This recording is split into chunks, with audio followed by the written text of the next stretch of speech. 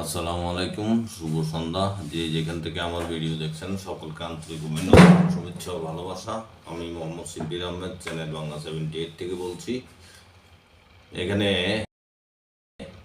আরেকটি রিপোর্ট, 21 হামলা মামলা, তারেক রহমানের গ্রেপ্তারি পরোয়ানা প্রত্যাহারের আদেশ।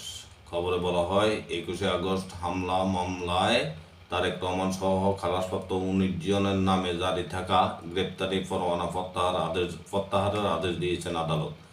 রাষ্ট্রপক্ষের আবেদনের প্রেক্ষিতে সোমবার ঢাকার দ্রুত বিচার ট্রাইব্যুনাল 1-এর বিচারক রফিকুল ইসলাম এই আদেশ দেন। এর আগে গত 1 নভেম্বর বিচারপতি A.K.M. আসাদুজ্জামান ও বিচারপতি সৈয়দ এনায়েত হোসেন এই মামলার সব আসামিকে খালাস দেন।